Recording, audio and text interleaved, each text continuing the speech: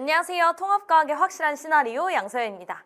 자, 얘들아, 첫 모의고사 어땠어요? 우리 고등학교 2학년이 돼서 3월 모의고사 처음 보게 됐는데 좀 힘들었죠, 그치? 우리 아마 긴 시간 동안 시험 보느라 일단 너무 수고 많았고요. 그리고 너네가 이제 28 수능을 위해서 이제 우리가 바뀐 교육과정에 대해서 전 범위로 너네가 통합과학 1, 통합과학 2가 다 들어가 있는 그런 시험이 처음이었을 거야. 그래서 많이 긴장도 되고 어떤 식으로 시험이 나올지 궁금도 했을 것 같고요. 잘 보고 왔는지 일단 너무 궁금하고요. 자, 너네가 아마 시험이 너무 궁금할 거예요. 이게 어떻게 출제가 됐는지, 그리고 내가 앞으로 어떤 방향성을 가지고 공부를 해 나가야 되는지, 어떤 문제를 좀 너네가 주의 깊게 봤어야 되고, 단원은 어떻게 구성이 되어 있었는지 이런 것들이 궁금할 거야, 그치? 그래서 쌤이 엄청 빠르게 분석을 해왔습니다. 그래서 너네한테 시험이 어떤 식으로 나왔고 어떤 식으로 공부를 해 나가야 되는지 그 방향성에 대해서 좀 이야기를 해주려고 합니다. 자, 일단 시험의 난이도 이런 것들이 제일 궁금할 거잖아. 그래서 우리가 배점이랑 범위에 대한 이야기를 하고 난이도에 대한 이야기부터 먼저 해볼게요. 일단 배점 우리가 다 합쳐서 몇 점이어야 돼? 50점 만점이어야 되죠, 그치? 자, 그래서 1.5점짜리, 2점짜리, 2.5점짜리로 나눠진다라는 건 쌤이 계속해서 예시 문항에서부터 계속 이야기를 해줬던 그런 내용이고요. 그래서 각각 8문항, 9문항, 8문항이 출제가 되었어. 그리고 우리는 전 범위, 통합과학 1과 2 전 범위로 이렇게 출제가 되었다라는 걸 너네가 보면서 느꼈을 거고요. 근데 심지어 그 범위들이 막 랜덤으로 막 배치가 되어 있었죠. 통합과학 1 나왔다, 2 나왔다 막 이렇게 됐기 때문에 너네가 아마 사고를 막 휙휙 전환했어야 돼서 막 정신이 없었을 거야, 그치? 자, 그럼 난이도가 어땠는지에 대한 이야기를 좀 할게요. 사실 시험 자체의 난이도는 그렇게 높진 않았어요. 너네가 열심히 복습하고 너네가 통합과학 1, 2에 대한 전반적인 이해가 잘 되어 있다면 충분히 높은 점수를 받을 수 있었던 그런 문항이었어. 그래서 쌤이 중에서 중상 정도다라고 이야기를 했는데요. 왜 중상이냐? 그거에 대한 이야기를 좀 해줄게. 자, 일단 너네는 체감 난이도가 높을 수밖에 없어요.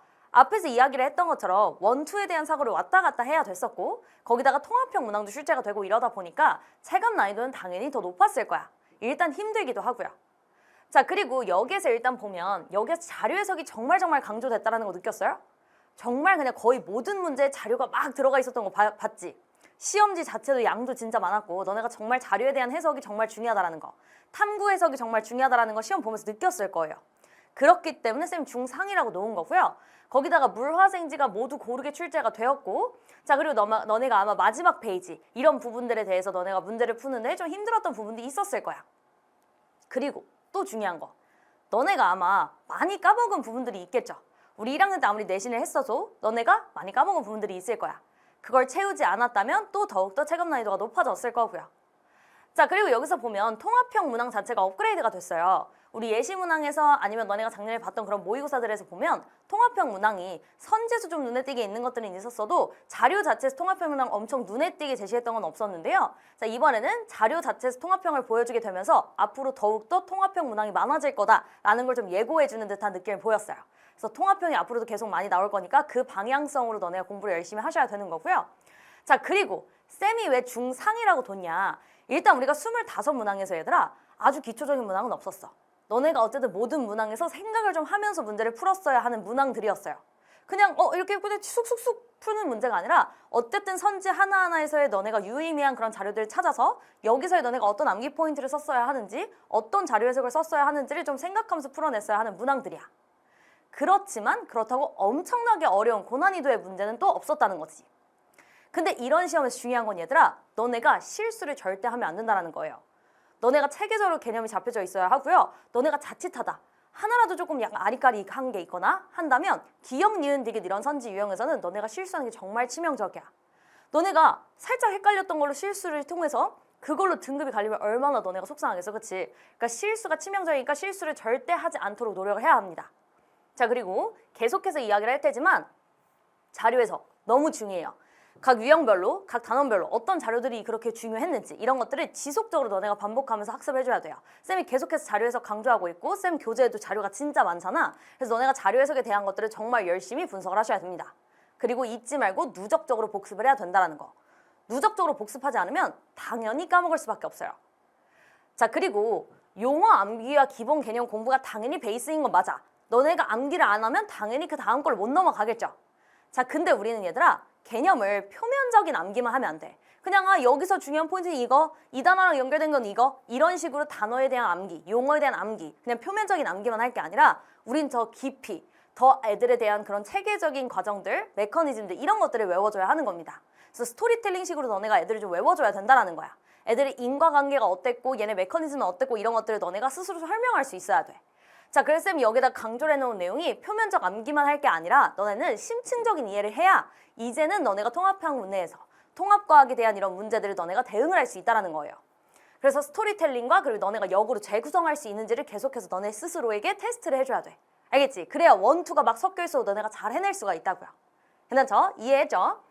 자, 그럼 너네가 이 부분에 대해서 봐야 되는데 쌤이 통합과학 1과 통합과학 2 각각 어떤 파트에서 문제가 출제되는지를 다 정리를 해왔어요.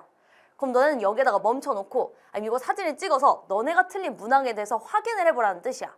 확인을 해보고 아 내가 지금 이 부분을 지금 까먹었구나. 이 부분 암기가 덜 됐네. 내가 이런 부분의 자료 해석이 약하구나. 나는 탐구형 문항이 약하구나. 이런 것들 있죠. 내가 통합형 문항에서 머리가 지금 사고가 확실하게 휙휙 돌아가지가 않네. 이런 것들을 판단을 하고 쌤이 이렇게 넣어놓은 거야. 괄호로 넣어둔 건 약간의 그런 통합형 문항들이 보이는 것들을 쌤이 이렇게 넣어둔 거예요. 그러니까 너네가 이런 것들을 좀 보고 내가 여기에서 어떤 것들을 지금 못하고 있는지를 확실하게 확인해야 돼. 알겠지? 1이고요. 그 다음에 2예요. 이것만 봐도 알 수 있지. 문제가 정말 고르게 출제가 되었어요. 1, 2 자체도 고르게 출제가 되었고요. 그 다음에 여기 자체도 물화생지 파트 자체도 고르게 출제가 되었다고. 그 얘기는 얘들아 너네가 과목에 대한 편식을 하면 안 돼. 아 저는 물화생지 파트 중에 화학, 물리 이쪽은 조금 어려운 것 같은데 이런 식으로 가면 안 된다는 거야. 왜? 일단 우리가 고난도 문제는요 뒤에서도 이야기를 할 테지만 그거는 통합형이 되지 않고 단독으로 출제가 됐어요. 물리 파트, 화학 파트 이런 식으로. 그리고 얘들아 그것뿐만이 아니라 고난도 문제를 맞추기 위해서도 있지만 우리가 어쨌든 애들이 섞여있는 그런 통합형 문항 그리고 선지들에서 섞는 경우에는 너네가 선지 하나라도 모르면 그 문제 그냥 틀리는 거야. 그러니까 우리가 과목에 대한 편식을 하면 안 돼. 다 너네가 꼼꼼히 해줘야 되는 거고요. 그리고 우리가 그런 단원들에 대한 거 과목에 대한 얘기뿐만 아니라 너네가 또 소홀하게 여기는 부분들이 있죠. 우리가 새로 들어온 그런 단원인 과학의 기초 부분과 과학과 미래사회 부분 통합과학 1에 있는 가장 앞부분과 통합과학 2에 있는 이 부분들 너네가 약간 소홀히 여기는 부분들이거든요. 근데 너네가 아마 오늘 시험 보면서 느꼈을 거예요. 너네 시험에 이 부분들이 꽤나 많이 나왔어요. 그치? 심지어 여기에서 얘네끼리 지금 과학과 미래사회 이런 것들을 아예 자료 형식으로 출제가 됐단 말이야. 그럼 너네가 그 부분들에서 내가 뒤에서 이야기해 줄 테지만 암기 포인트 들어가 있기 때문에 그 부분들을 설렁설렁 공부해 버리면 너네가 당연히 그 문제를 다 틀릴 수밖에 없겠죠. 그러니까 얘들아 여기선 빼먹으면 안 된다는 거야. 절대 편식하면 안 되고 모든 부분들에 대해서 너네가 심층적으로 이해하면서 공부를 해 나가야 돼요. 그래야 통합형 문항 복합 추론형을 다 맞을 수가 있어. 알겠지? 우리가 고득점을 맞기 위해서는 그렇게 생각해야 된다는 거 잊지 마시고. 자 그럼 앞으로 학습은 어떻게 해야 되냐. 얘들아 우리가 이제 고2잖아. 그럼 내년에 수능을 보겠죠. 그럼 어떻게 해야 돼? 수능 때까지 안 까먹어야 되는 거야. 그치? 근데 너네가 지금도 충분히 까먹은 내용들도 있을 거고 내가 열심히 내신 때 대비했던 것들을 머릿속에서 날려버린 내용들도 있을 거야. 그런 것들을 누적적으로 넣어주셔야 돼요. 매번 오답을 열심히 하면서 내가 어떤 부분들을 지금 잘 모르고 있는지 아니면 예를 들면 내가 물화생지 파트 중에 한 파트를 내가 열심히 안 했었어. 그럼 그런 것들 채워 나가야 한다는 거야. 꾸준히. 그래야 너네가 내년에 안 힘들거든요. 자 그래서 누적 복습이 정말 필수라는 거고 오답을 하면서 까먹은 내용들을 반드시 보충하셔야 돼요. 따로 정리를 해두는 것도 굉장히 좋겠죠. 그래야 너네가 그런 것들을 지속적으로 보게 될 거니까. 그게 쌓이면 너네한테 정말 좋은 애가 될 거라고요. 좋은 게 되니까 정말 정리를 많이 해놓는 거 기억해 주시고 자 그 다음에 자료 해석 연습과 탐구활동 분석 연습은 쌤이 지속적으로 시켜주고 있잖아. 흡수가 될 때까지 체화가 될 때까지 이런 탐구형 문항들에 대해서 지속적인 연습이 필요해요.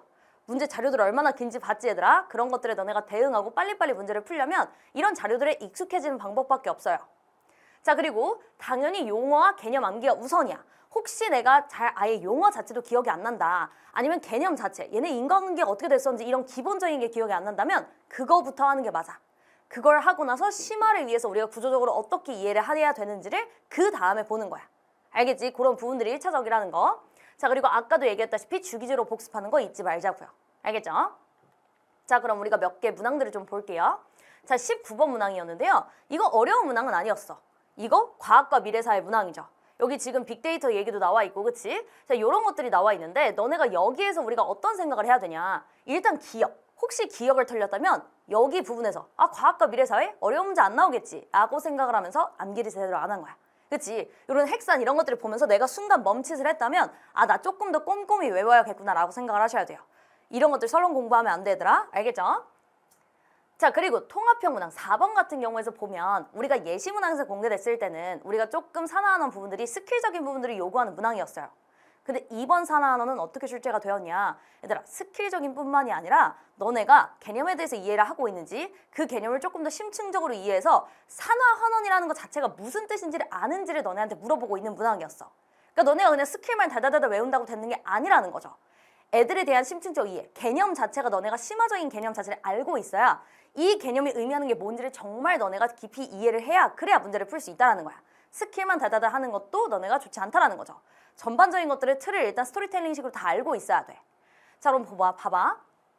이건 왜 통합형 문항이냐면 여기서 지금 산화한원에 대한 이야기를 하고 있고요. 또 여기 세포호흡에 대한 이야기를 하고 있고요. 여기서도 우리가 산화한원에 대한 이야기를 했었고, 자, 그리고 이건 에너지 전하에 대한 이야기예요. 그럼 자료 자체에서도 지금 통합이 되어 있다는 게 보이죠? 그럼 너네가 이걸 읽으면서 얘네가 뭘 물어볼지를 먼저 생각할 수도 있어야 돼. 에너지 전환에 대한 이야기가 있구나. 여기서 산화는 어떤 게 산화였지? 이런 것들 있잖아. 쌤이 아예 식도 적어줬잖아. 그치? 기억나죠? 그런 것들을 생각하면서 밑에 기억, 니은, 디귿을 하나씩 해결해 나갔으면 된다는 거예요. 그럼 여기서도 보면 누가 산화가 되는지, 그리고 전자를 얻는 거, 잃는 거, 어떤 게 산화였는지 이런 것들을 너네가 다 알고 있었어야 된다는 거지. 그럼 여기에서는 산화에 대한 깊은 이해, 그 개념에 대한 이해 플러스 너네가 암기하는 것까지 연결이 되기 때문에 쌤이 아까 이야기를 했던 표면적 암기로만은 안 된다는 거야. 알겠죠? 자, 그리고 21번도 보면요. 이거 지금 뭐냐면 여기에서도 통합형 문항이라는 거 너네가 느꼈어요? 자, 지금 보면 스마트워치에 대한 이야기를 하면서 또다시 여기에서도 지금 과학과 미래사의 문제가 나왔는데요. 그 부분에 대한 문제인데 여기에 지금 보면 우리가 물질의 전기적 성질 파트가 섞여 있어요. 자료 자체에서 지금 섞인 거 보이지? 자료에서 섞이고 그 다음에 선지에서도 똑같이 이렇게 섞어서 물어봤다고요. 그럼 여기에서 너네가 읽으면서 여기에 지금 물질의 전기적 성질을 물어보겠네? 반도체에서 어떤 포인트가 중요했지? 그런 것들을 생각했어야 된단 말이야. 그럼 불순물 반도체에 대해서 묻고 있는 거 보이잖아, 그치? 그런 포인트들이 연결이 돼야 돼. 그래서 자꾸 통합적으로 할 수 있게 너네가 크게 봐야 된다는 이야기예요. 자, 또 볼게요. 자, 7번은 뭐냐면 이 문제는 왜 넣었냐면 우리가 사실상 여기에 대해서 이야기를 하는 걸 보면 우리가 중화반응 파트를 갔을 때 통합과학 2에서 우리 중화반응 파트를 갔을 때 거기에 앞부분에 산과 염기에 대한 것들을 이야기를 했었어. 근데 사실상 너네가 산과 염기의 그런 성질들, 산성, 염기성에서는 각각에서 중요한 특징들을 그냥 암기만 하는 친구들이 많을 거야. 근데 그거에서 너네가 중요하게 생각을 했어야 되는 게 정말 그런 작은 개념을 가지고 너네한테 확장된 사고를 시켰어요. 그냥 산성의 그런 특징들에 대한 이야기를 여기에서 조금 크게 아예 자료 자체를 제시를 하면서 산성이라는 게 뭔지 알아? 산이 뭔지 알아? 산의 특징이 뭔데? 라는 걸 연결하면서 너네가 이렇게 바꿔도 애들이 같은 성질이 나타날지 이런 것들을 물어보게 된 거야. 거기다가 여기에서도 뭐야? 산화한원을 또 한 번 섞었죠. 근데 여기에서 너네한테 식을 제시하거나 한 게 아니라 여기에서 우리가 이 수소기체가 발생하는 이 과정에서의 너네가 식을 머릿속에 그릴 수 있는지 거기에서 산화한원을 너네가 읽을 수 있는지를 또 한 번 물어보는 거라고요. 그럼 여기에서도 이건 달달달달 그냥 단순 암기로 된다는 게 아닌 거지, 그치? 요렇게 작은 개념들을 너네가한테 확장해서 물어볼 수 있다는 걸 잊지 마세요. 알겠죠? 포인트들을 다 기억하고 있어야 돼. 그리고 당연히 이런 부분들은 암기가 되는 거고. 그쵸? 암기도 동반이 돼야 된다는 거 잊지 마시고. 자, 그 다음에 너네한테 시간이 조금 더 들었을 내용은 아마 마지막 페이지 문항들이었을 거야. 너네가 2.5점에 대한 배점을 혹시 확인했는지 모르겠지만 2.5점짜리는 굉장히 자료들이 조금 크게 나와 있는 것들이 대부분 2.5점짜리였어요. 그러니까 너네한테 조금 더 사고를 요하는 문제들이 2.5점이었다라는 거야. 그럼 배점 큰 걸 잘 맞추려면 당연히 자료 해석에 대한 훈련이 잘 되어 있어야겠죠. 자, 보면 22번. 이건 지구 파트죠. 여기 2.5점 뒤에 있는 6페이지 문항들을 지금 보면 다 단독 출제예요. 그러니까 그건 무슨 얘기냐면 통합으로 되어 있는 게 아니라 지구 파트, 물리 파트, 생명 파트, 화학 파트 이런 식으로 출제가 됐다라는 거야. 자, 일단 보면 22번. 요거는 너네가 이 자료에 대해서 우리가 여기에서 이런 평형에 대한 이야기를 하면서 복사평 이야기를 하면서 열수지에 대한 이야기를 했었는데요. 그 부분들에 대해서 너네가 기억을 하고 있었다면 선지 자체에서는 크게 어려운 건 없었을 거야. 대신 너네가 이 자료들에 대해서 해석을 했던 포인트들을 잊지 않았어야 돼. 알겠죠? 혹시 이 문제를 내가 틀렸거나 한다면 이 열수지에 대한 이야기를 했었던 자료들을 다시 한번 보고 오세요. 여기서 중요한 내용이 뭐였었는지 그 평형 파트에 대한 이야기, 복사평에 대한 이야기를 한 번 더 보고 오면 그 다음에 너네가 선지를 봤을 때 아 맞다 하면서 기억이 날 거야. 알겠지? 자, 근데 그 뒤에들은 너네가 조금 더 이야기를 할 거리가 있는데요. 23번. 이거 보면 물리 파트죠. 요거는 그냥 어렵다라고 느끼는 친구들도 많죠. 얘들아, 그 벽을 가지면 안 돼. 충분히 풀어낼 수 있는 문제거든? 너네가 여기서 지금 우리가 운동량과 충격량에 대한 문항이 나왔는데 자료 자체가 굉장히 뭔가 많이 나와 있기 때문에 너네가 겁먹을 거 알아요. 그치만 애들이 차분히 여기에서 우리가 배웠던 공식들이 무엇이었는지를 너네가 만약에 내가 이런 문제들에서 겁을 먹는다면 이 파트에서 우리가 배웠던 공식들이 뭔지를 메모를 하는 습관을 가지세요. 그러면 보이는 게 많아질 거라고. 문제가 길면 얘들아 주는 힌트가 많은 거야. 그러니까 자료가 긴 거에 너네가 겁을 먹지 않으시면 돼요. 병만 안 생기면 충분히 해낼 수 있어. 그치? 그래서 여기서도 지금 너네가 이 자료에 겁을 먹을 수는 있지만 문제 자체에서 물어보는 건 굉장히 단순해요. 그냥 이 파트에서 우리가 했던 내용들을 다 물어보고 있어요. 운동량의 변화량, 충격량의 크기, 평균임의 크기. 다 포인트를 잡았던 내용이죠. 그러니까 기본적인 걸 묻고 있다고. 그러니까 자료에 압도해서 이거를 넘어가지 말라고요. 알겠죠? 너네 충분히 할 수 있는 내용이고. 아마 너네가 가장 어려워했던 문제는 24번과 25번 문항이었을 것 같아요. 자, 24번 보면요. 이거는 복합 조건형 문항이야. 쌤이 맨날 말하는 퍼즐형 문항이에요. 자, 이거 보면 이 문제 연습 열심히 했으면 너네가 여기 각각에 대한 그런 심화 포인트들은 알고 있을 거야. 여기에서 내가 어떤 게 짝꿍인지 이런 것들이 이야기해줬었기 때문에 여기서 너네가 그런 부분들은 기억을 했을 거라고요. 근데 이 문제는 거기에다 플러스 너네한테 자료에 대한 힌트들을 너네가 스스로 발굴해봐 라고 하는 퍼즐형 문항이 나왔어. 그러니까 너네한테 추론을 시키는 거야. 그래서 여기서 지금 보면 어떤 자료가 나왔냐면 구아닌과 지금 사이토신의 합이 디귿에서 사이토신의 수와 구아닌 수의 합의 2배이다. 이런 니은과 디귿의 그런 관계를 줬는데요. 이런 관계를 가지고 너네가 조건들을 합했어야 된다는 거야. 그럼 이런 훈련은 진짜 너네가 자료 해석에 대한 연습이 되어 있어야 너네가 스타트를 할 수 있어요. 자료 해석 자체에 대한 훈련이 되어 있지 않으면 아마 이 문제를 보고 어디에서부터 스타트를 해야 되지? 라는 생각을 했을 거야. 그치? 여기에선 이런 기본형 문항에 대한 거, 요 파트에 대한 기본형 문항에 대한 연습 플러스 우리가 심화에 대한 자료 해석이 되어 있었다면 내가 스타트를 시원하게 할 수 있었을 거라고요. 왜? 문제에서 물어보는 것 자체는 어렵지가 않거든. 대신 여기는 자료 해석 자체에서 너네가 얘네를 찝어내는 게 힘들었을 거예요. 그러니까 이 문제를 틀렸던 친구들은 쌤 해설 강의를 꼭 보면서 내가 여기에서 어떤 부분들에 대한 자료가 끊겼는지 어디까지를 내가 찾았는지를 확실하게 보셔야 돼요. 그래야 너네가 유기적으로 연결하는 방법들을 알아낼 수가 있게 되는 거거든. 알겠죠? 그래서 이런 복합 조건형 퍼즐형 문항을 잘 해내야 너네가 고난도 문제를 맞을 수 있다는 거. 알겠지? 그리고 25번은 예시 문항에서도 가장 오답률이 높았던, 너네가 오답률이 높게, 너네가 가장 어렵다고 느낄 만한 그런 문제였던 중화 반응. 여기서도 마찬가지로 너네가 가장 어렵다라고 느꼈을 문제 중에 또 하나인데요. 중화 반응은 얘들아 어렵게 출제가 되지 않아도 너네가 어렵게 느낄 수밖에 없어요. 그러니까 중화 반응은 스킬적인 부분들을 너네가 정말 잘 다져놔야 돼.